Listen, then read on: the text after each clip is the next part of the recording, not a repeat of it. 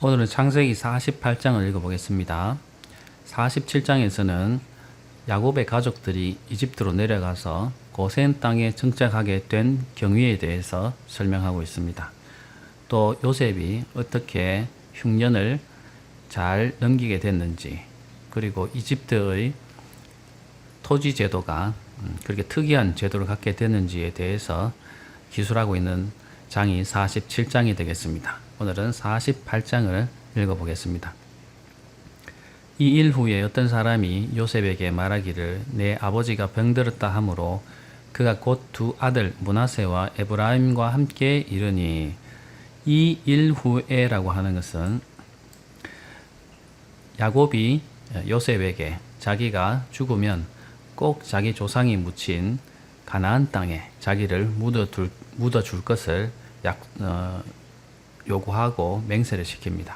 그래서 요셉이 아버지를 꼭 그렇게 가나안 땅에 돌아가서 묻히게 하겠다, 그렇게 약속을 하고 맹세를 합니다.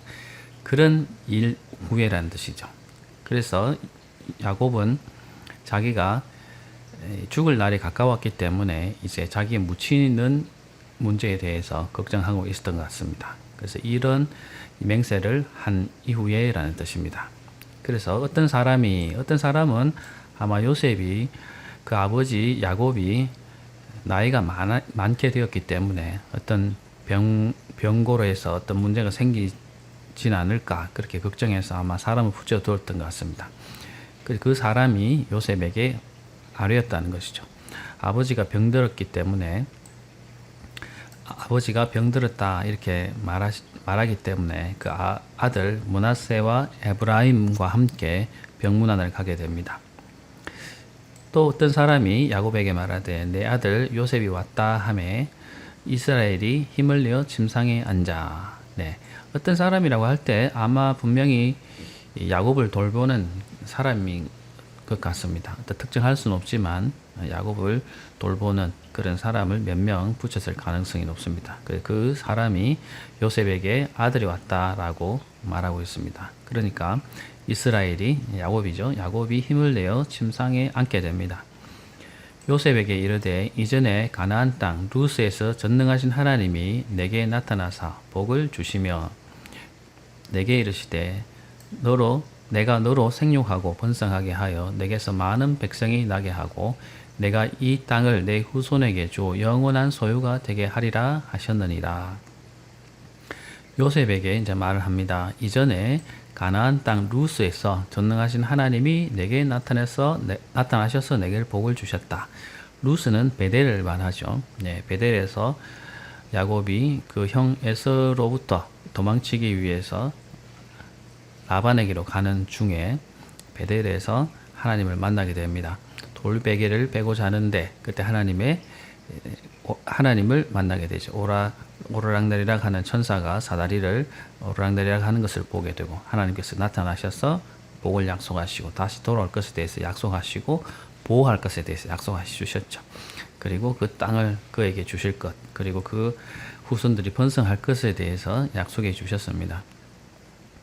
그래서 내게 이르시되 내가 너로 번성하고 생육하고 번성해서 많은 백성이 나게 하고 내가 이 땅을 내 후손에게 주 영원한 소유가 되게 하리라, 이렇게 약속하셨다는 거죠. 내가 애굽으로 와서 내게 이르기 전에 내가 애굽으로 와서 내게 이르기 전에 애굽에서 내가 낳은 두 아들 에브라임과 므낫세는 내 것이라. 루벤과 시몬처럼 내 것이 될 것이요. 자, 이 말은 조금 해석하기 어려울 수 있는데 가만 보면 쉽습니다. 내가 애굽으로 와서 내게 이르기 전이라는 것은 나중에 요셉을 만나기 전에 이제 이집트 땅으로 들어와서 요셉을 만나기 전에 이런 뜻이고요. 그렇게 몰랐을 때는 요셉이 이집트 땅에서 두 아들을 낳았죠. 에브라임과 므낫세를 낳았습니다. 그래서 그 이전에 낳았던 그 아들 에브라임과 므낫세는 내 것이다. 이 말은 자기 아들처럼 대우받을 것이라는 것이죠. 손자임에도 불구하고 아들의 권리를 줄 것이다, 이런 뜻이 되겠습니다. 요셉은 아마도 야곱에 대해서 그 아들이 이집트 땅에서 낳기 때문에, 그리고 그 아버지가 그 아들을 존재를 모르고 있었기 때문에 그 아들에 대해서 복을 빌어줄 것인지, 그리고 정식적인 아들 손자로 인정해 줄 것인지에 대해서 어느 정도는 의문을 갖고 있었을 가능성이 높습니다. 이집트 여인을 통해서 얻은 아들이기 때문에, 또한 그런 문제에 대해서 조금 고민을 갖고 있었을 가능성이 높습니다. 그런데 야곱은 지금 이 장면에서 에브라임과 므낫세는 손자로 인정할 뿐만 아니라 오히려 루벤이나 시몬처럼 친아들처럼 그 권리를 줄 것이다, 이렇게 말하고 있습니다. 이들 후의 내 소생은 내 것이 될 것이며 그들의 유산은 그들의 형의 이름으로 함께 받으리라. 이들 후의 내 소생이라는 것은, 이들은 에브라임과 므낫세를 말하죠. 에브라임과 므낫세 두 아들 외에 낳은 그 이후의 아들들에 대해서는 내 소생이 될 것이며, 그러니까 내 아들처럼 그 나머지는 대우받지 않을 것이고, 에브라임과 므낫세만 나의 소생처럼, 친히 낳은 아들처럼 대우를 받을 것이다, 이 말이죠.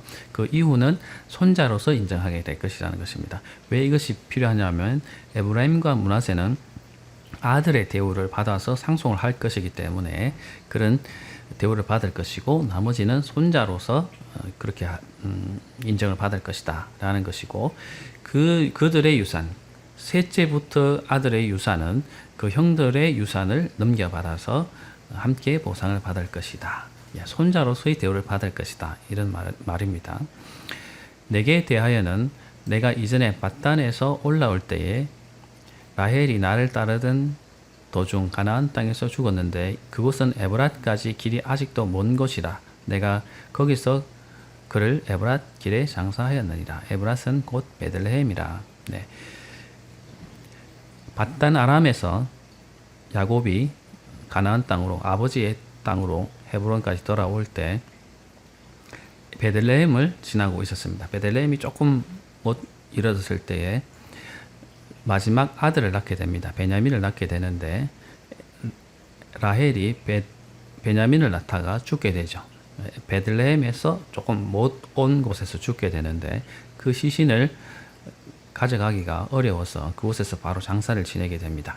그곳이 에브랏, 다시 말하면 베들레헴인데 조금 못 도착한 그곳에서 장사했다라는 것입니다. 라헬이 밧단 아람에서 가나안 땅으로 돌아올 때, 그 아버지가 있는 곳으로, 고향으로 돌아올 때 그랬다는 것입니다. 그 이스라엘이 요셉의 아들들을 보고 이르되, 묻죠. 요셉이 그의 아버지에게 이르되, 이는 하나님이 거기서 내게 주신 아들이니이다. 아버지가 이르되, 그들을 데리고 내 앞으로 나오라. 내가 그들에게 축복하리라.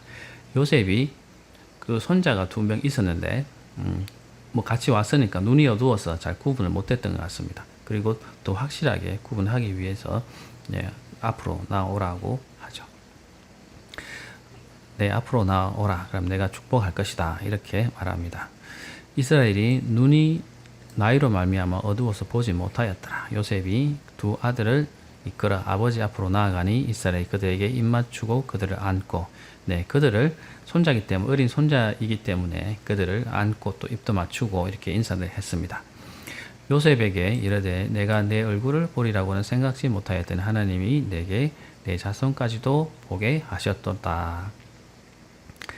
요셉이 사실은 죽은 줄 알고 있었죠. 야곱의 입장에서는 짐승에게 물려서 죽은 줄 알고 있었는데, 이 먼 곳까지 와서 이곳에서 총리가 되었다. 또 그리고 이 애굽과 가나안 땅을 구하는 그런 위대한 인물이 되었다라는 것도 감사하고, 또 이 2 아들을 포함해서 또 자식이 있게 되어서 그들을 내 손자로 볼 수 있게 되어서 감사하다, 이런 표현이 되겠죠. 사실은 지금 야곱은 요셉이 그 형제들에 의해서 팔려왔다는 사실을 모르고 있습니다. 사실은 좋은 일이 아니었기 때문에 아마 얘기하지 않았을 것 같습니다. 요셉이 아버지 2 무릎에서 2 아들을 물러나게 하고 땅에 엎드려 절하고, 지금 아버지께서 2 아들 에브라임과 므낫세에게 축복을 하려고 하기 때문에 그러면 정식으로 아들을 이제 물려서 같이 절하고 아버지가 축복을 빌 수 있도록 복을 빌 수 있도록 분위기를 만들어 드립니다. 그래서 오른손으로는 에브라임을 이스라엘의 왼손을 향하게 하고 왼손으로는 므낫세를 이스라엘 오른손을 향하게 하여 이끌어 그에게 가까이 나아가매. 이 표현이 조금 이해가 어려울 수 있습니다. 이 말은 요셉이 아버지를 향해서 뒤쪽에서 그 아들을 이렇게 등을 밀어서 나아가게 하는 그런 장면으로 보시면 되겠습니다. 그래서 오른쪽으로 요셉이 오른손으로 에브라임을 등을 이렇게 민다고 생각하면은 마주 앉은 야곱의 입장에서는 왼쪽 손을 향하게 되겠죠. 그리고 왼손으로는 므낫세 장자를 이렇게 밀면 마주 보고 있는 야곱의 방향에서 보면 오른손으로 이렇게 쪽으로 나아가는 그런 방향이 되겠죠. 이해되셨죠? 그래서 요셉이 야곱에 대해서 그 아들을 이렇게 왼손과 오른손으로 이렇게 등을 밀어서 그 야곱의 입장에서는 왼손과 오른손에는 므낫세, 왼손에는 에브라임이 닿도록 그렇게 밀었다는 것입니다. 14절 보면 이스라엘이 오른손을 펴서 차남 에브라임의 머리에 얹고 왼손을 펴서 므낫세의 머리에 얹으니 므낫세는 장자라도 팔을 엇바꾸어 얹었더라. 네. 야곱의 지금 오른손 쪽에는 므낫세가 지금 자리하고 있고 왼쪽 손에는 에브라임이 자리하고 있습니다. 그런데 복을 빌 때는 그 손을 엇바꾸어서 오른손은 왼쪽에 있는 므낫세의 에브라임의 머리에 손을 닿게 하고 왼손으로는 자기의 오른쪽에 있는 므낫세의 머리에 엇바꾸어 얹었다는 것입니다. 므낫세가 장자임에도 불구하고 왼손이 머리에 얹히게끔 그렇게 손을 엇바꾸어서 얹었다라는 것입니다. 그 근동의 풍습으로는 오른손이 더 중요한 그런 역할을 하거나 더 중요한 의미를 가지는 손이 되겠습니다. 그래서 똑같이 손을 펴서 복을 빌 때도 오른쪽에 있는 사람이 더 큰 그런 중요한 사람일 때 오른쪽 손을 얹는 것이죠. 왼손을 얹기보다는 오른손을 얹어서 안수를 하거나 그랬다는 것이죠. 의미적으로 오른쪽이 더 높다, 존귀하다 이런 의미를 그 관습적으로 가지고 있는 문화권이라는 것입니다. 그래서 분명히 오른손으로 므낫세의 머리에 얹어야 되는데 왼쪽에 있는 에브라임의 머리에 오른손을 얹은 그런 상태가 된 것이죠. 그가 요셉을 위하여 축복하여 이르되 내 조부 아브라함과 이삭에 섬기던 하나님, 나의 출생으로부터 지금까지 나를 기르신 하나님. 자, 이 축복의 근원은 뭐냐? 자기 할아버지 아브라함과 그 이삭에 섬기시던 하나님, 그리고 나의 출생으로부터 지금까지 나를 지키고 기르시던 그 하나님이라고 하나님에 대해서 고백하는 거죠. 그런 하나님이 이시라는 것이고 나를 또 환난에서 건지신 여호와의 사자께서 이 아이들에게 복을 주시오며 이들로 내 이름과 내 조상 아브라함과 이삭의 이름으로 칭하게 하시오며 이들을 세상에서 번식되게 하시기를 원하나이다. 또한 그 하나님뿐만 아니라 여호와의 사자, 자기에게 나타나셔서 자기를 또 치시기도 하고 또 자기가 실험하시기도 했던 그 여호와 사자, 곧 하나님이죠. 여호와죠. 지금 사자로 표현하고 있지만 실상은 여호와가 되겠습니다. 그런 하나님께서 이 아이들에게 복을 주시고 이들로 내 이름과 내 조상 아브라함, 이삭의 이름으로 칭하게 하시오며, 그러니까 그들을 자기의 자녀로 칭하게 하시오며 이들이 세상에서 번식되게 하시기를 원하나이다. 이렇게 복을 빌고 있습니다. 요셉이 그 아버지가 오른손을 에브라임의 머리에 얹은 것을 보고 기뻐하지 아니하여 아버지의 손을 들어 에브라임의 머리에서 므낫세의 머리로 옮기고자 하여.